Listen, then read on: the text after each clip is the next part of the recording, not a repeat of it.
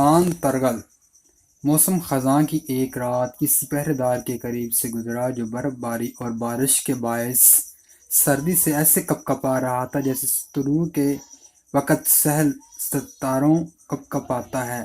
اسے دیکھ کر سلطان کو رحم آیا اور کہنے لگا، میں ابھی جا کر پوستین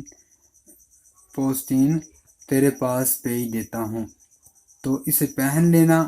ذرا ایک طرف کھڑے ہو کر انتظار کر، میرا غلام تجھے دے جائے گا۔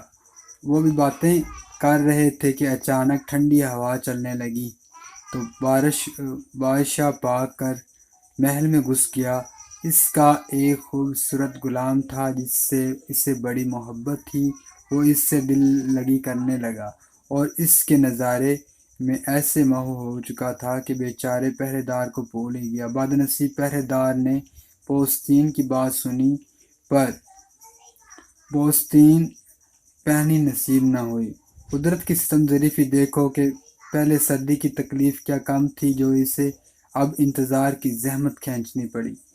بادشاہ جب غفلت کی نیند ہو گیا تو صبح نقارچی نے اس پر خوب لطیفہ کسا کہ جب تیرا ہاتھ محبوب کی آغوش میں حمائل ہو گیا تو تجھے بدبخت پہرے دار بھول گیا۔